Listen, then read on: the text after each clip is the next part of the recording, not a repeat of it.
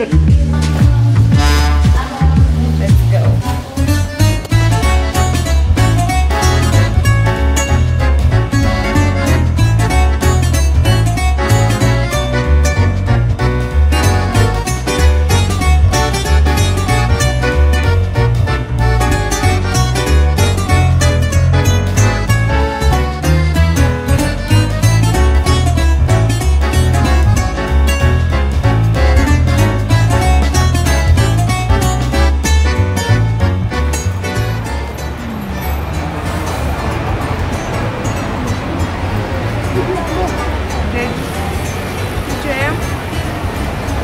Mi-am pus microfonul. E exact frișcă din aia de la cofetărie. La pahar. Ce ți-a rămas? Și gogoașa asta e exact ca și gogoașa noastră.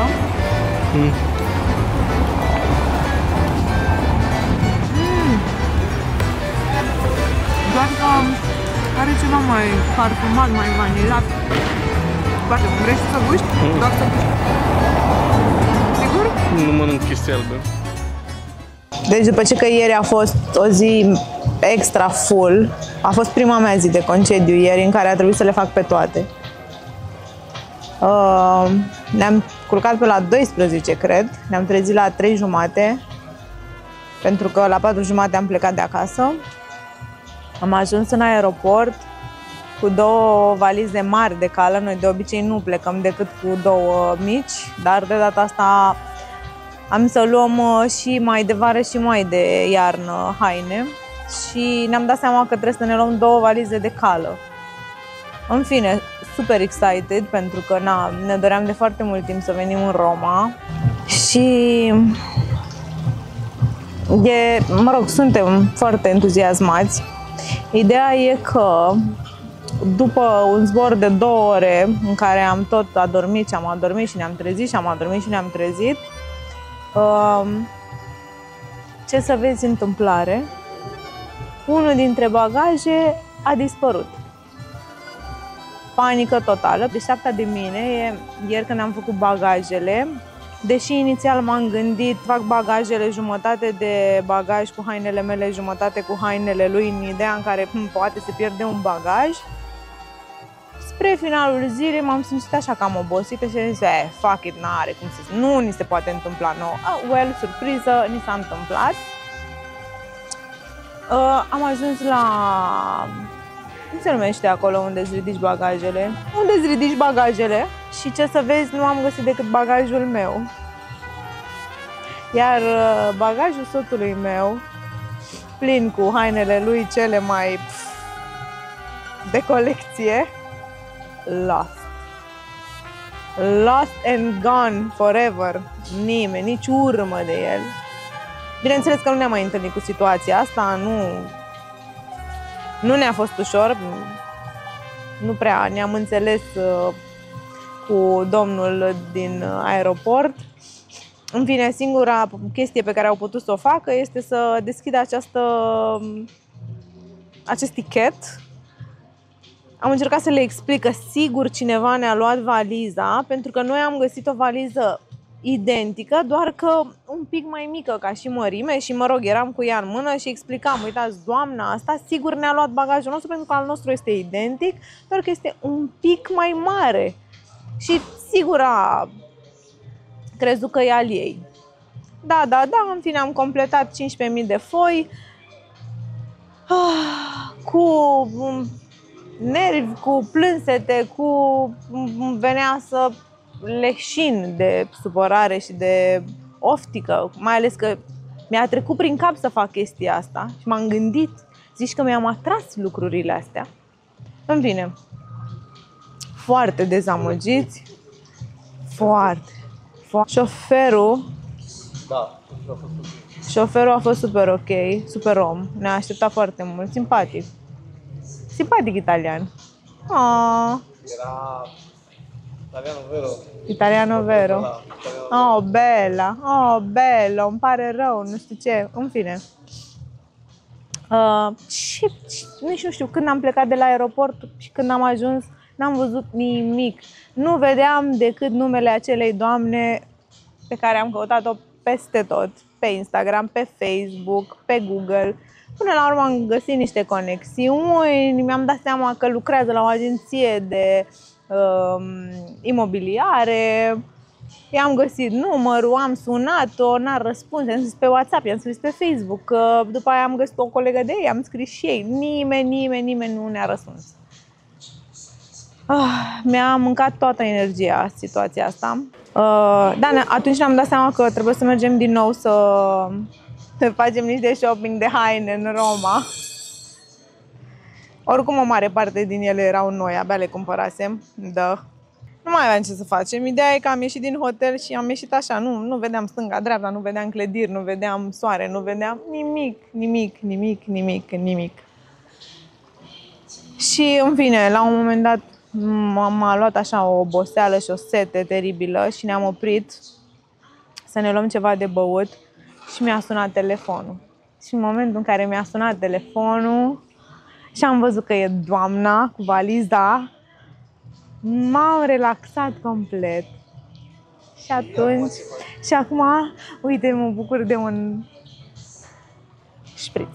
Morala este următoarea. Mă sună doamna. Morala acestei întâmplări este că dacă pleci în vacanță, o vacanță mai lungă, unde ai nevoie de bagaje mai multe, împarte-ți bagajul cu soțul. Adică dacă aveți mai multe valize, mă refer. Nu îți pune toate ouăle în același coș. Poți să pățiți și am pățit eu. Și trebuie acum iară să mă duc, să caut haine, probează-le, calcă-le. În fine, am găsit valiza, da, ca idee. Why risking, știi? Ești fericit?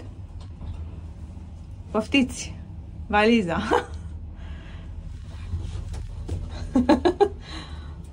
Oh, mi-am panicat tare rău.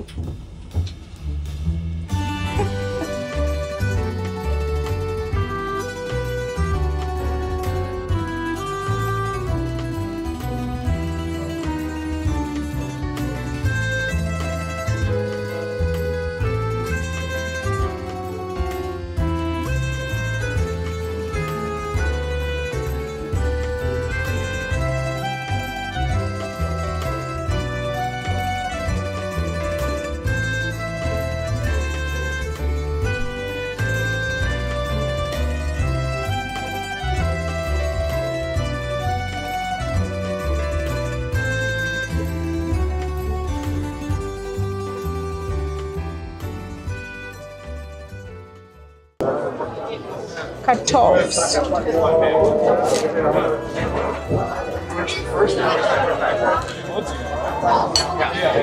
Ce?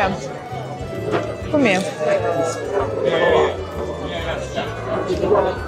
Sunt niște chipsuri. Chipsuri? Serios?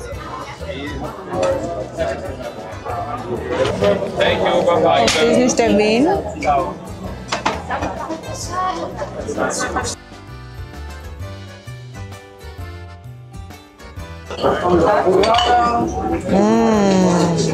Ce ai acolo?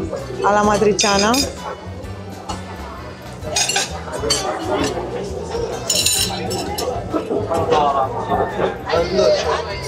Ti piace? Amore? Bun? Approved? De o persoană care nu mănâncă paste în general?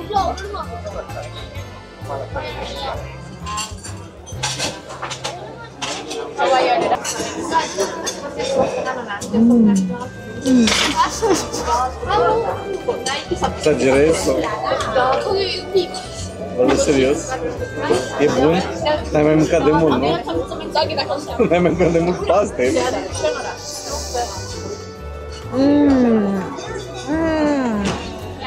Bun.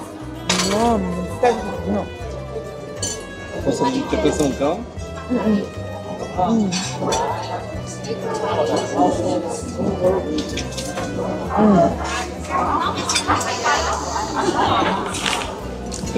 Deci nu. E bun? Vezi, de-aia sunt supărată că m-am îmbolnăvit. Nu pot să concep să nu mănânc chestiile astea. E ceva... Nu. Arab visual, deci e ceva... Băi, și cum miroase, Jesus Christ, nu e normal. Să știi la mine? Nu, ia să vedem. O să iau așa cu pecorino. Are pecorino sau parmezan? Haide!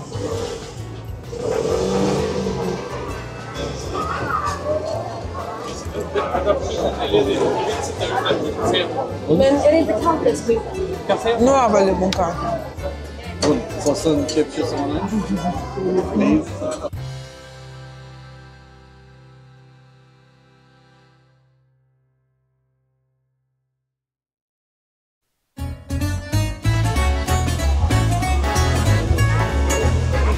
Amore.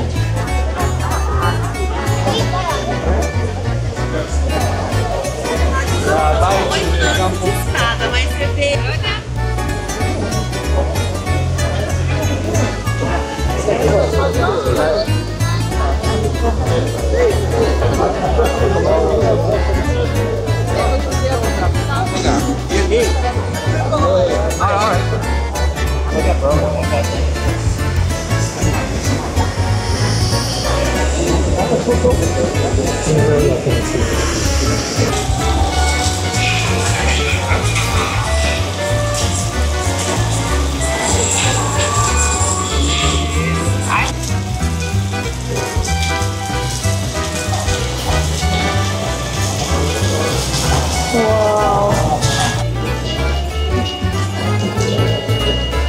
Este ceva?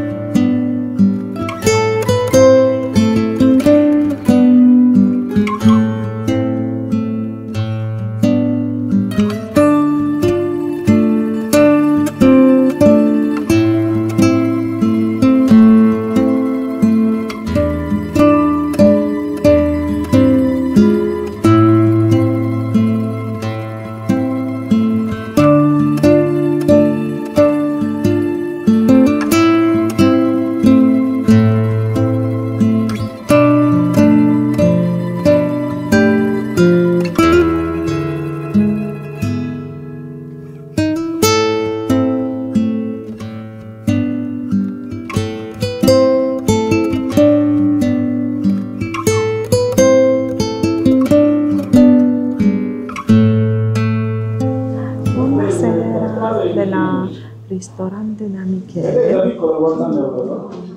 Am venit să mâncăm niște paste pe care le-am descoperit pe YouTube la niște youtuberi pe care îi urmărim noi, Jessie and Alessio.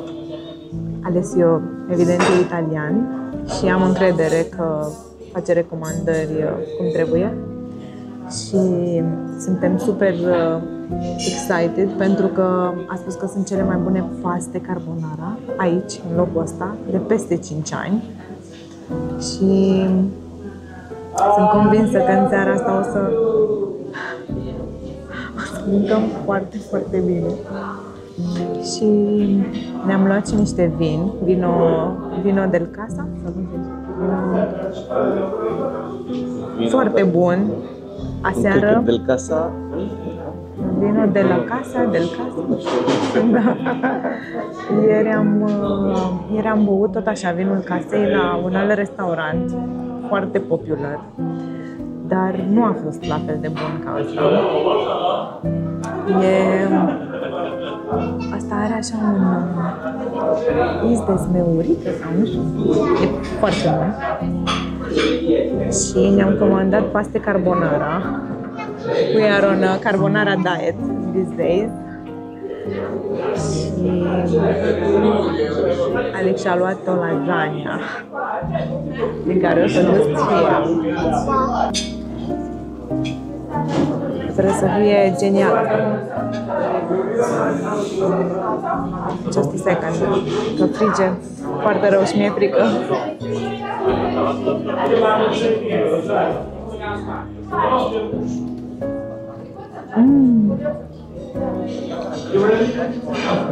Mai bune decât ieri? Deci ala a fost top. Da, sunt mai... Bine, mie nici nu-mi plac spaghetele. Tot timpul prefer penele. Dar sosul ieri a fost mult mai cremos și mai gustos. Cred că avea mai mult pecorino, se simțea mult mai intens gustul de pecorino. Și pastele erau la fel de bine, ca și consistență, nu erau prea fierte, cum au spus ei în clipul lor de pe YouTube. Deci, da, stai să vedem cum e bacon.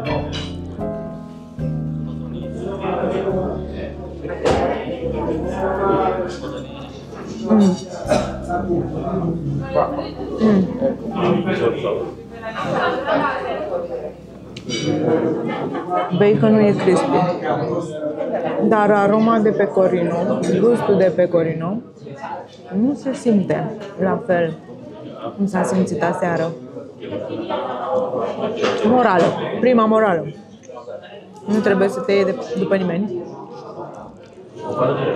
Îmi plac foarte mult tipii, dar e posibil să avem gusturi diferite. Clar, mi-au plăcut mai mult alea de aseară, 100%.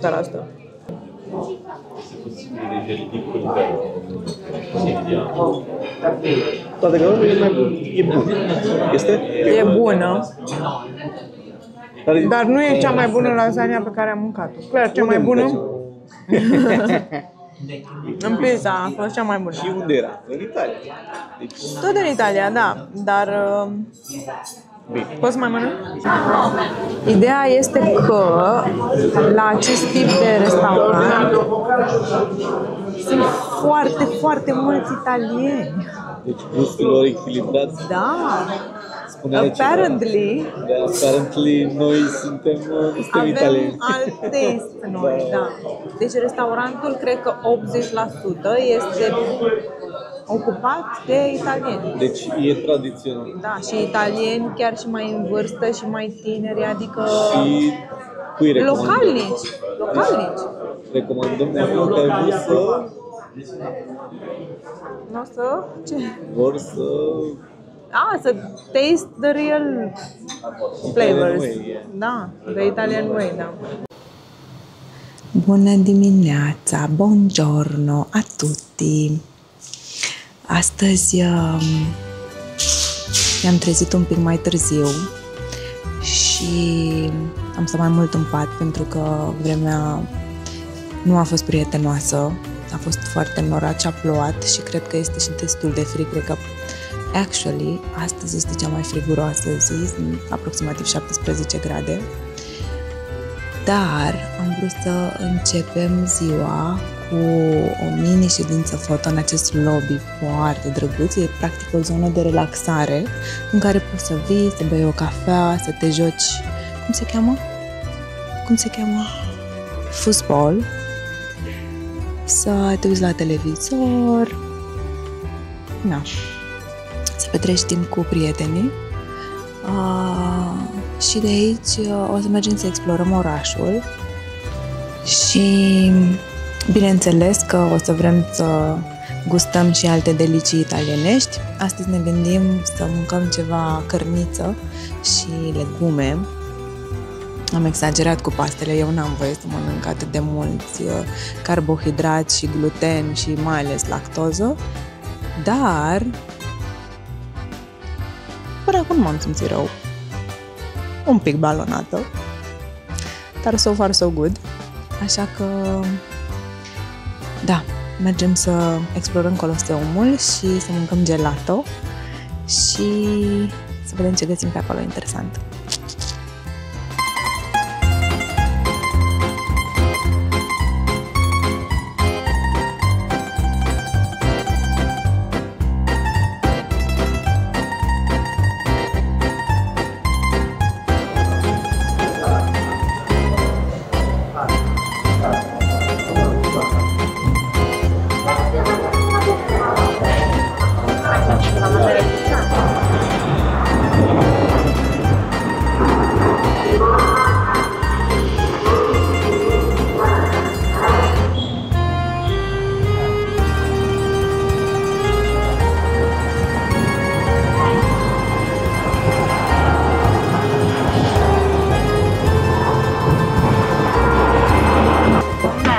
Am hotărât să nu intrăm, pentru că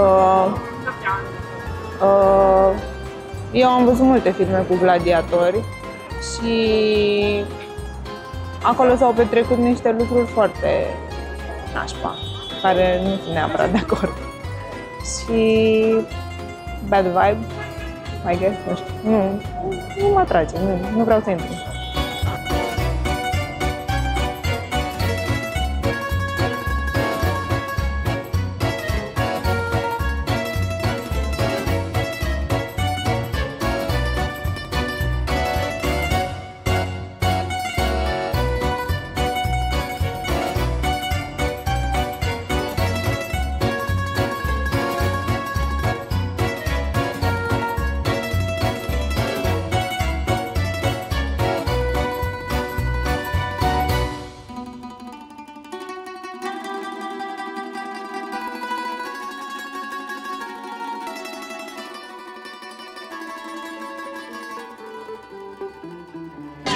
Ne-am oprit să mâncăm ceva, cel mai probabil e un tourist trap, dar am venit pentru view. Am primit o masă drăguță și sperăm că și mâncarea o să se ridice la nivelul așteptărilor, având în vedere view-ul.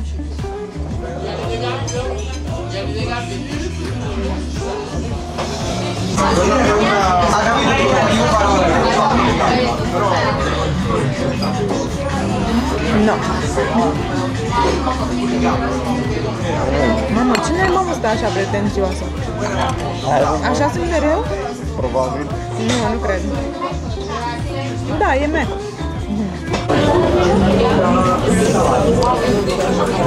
Asta e deja din ceva.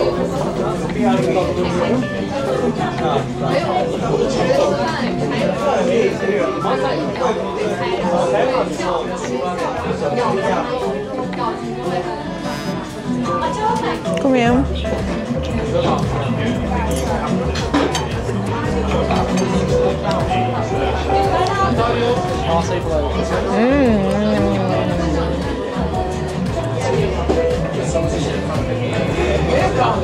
I see.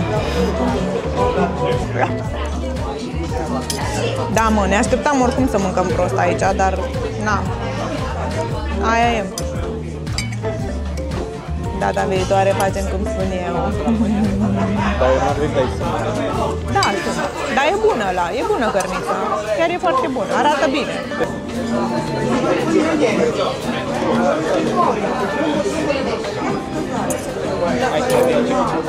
Lei.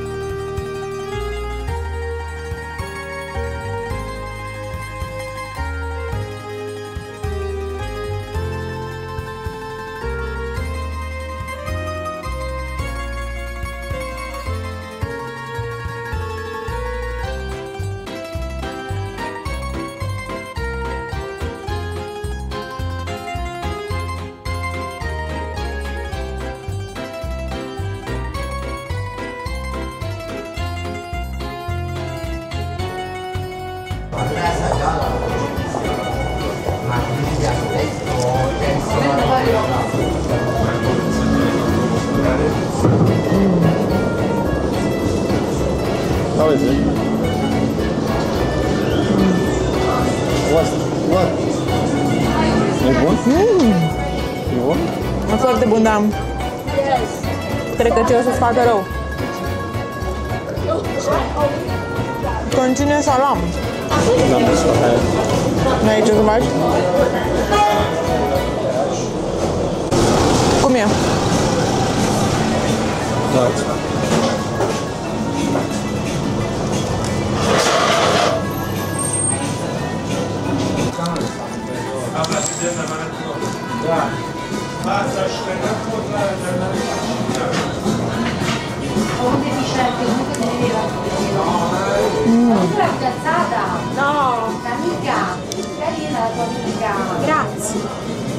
E foarte asemănător cu aroncino sau ceva de genul, dar cred că în sud, în Napoli, se cheamă altfel. Cum se cheamă? Supli. Il supli. Cum se cheamă asta? Il supli. Not fiore. Il supli.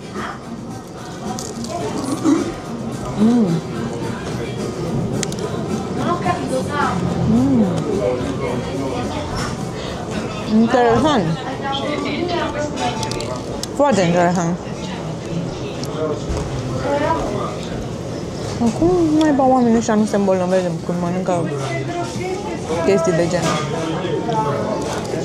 Nu iau atâtea pastile câte luăm noi. Nu iau atâtea pastile câte luăm noi. De când am venit de 3 zile, am văzut doar 2 farmacii.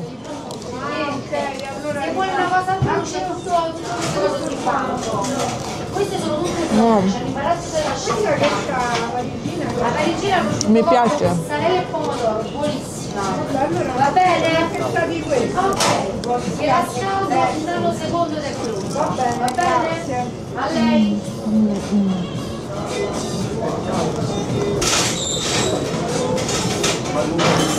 Signora, la porta via? No, non so qui. Ok, volevo qualcosa da bere, mi dici tanto, guarda ce l'ho.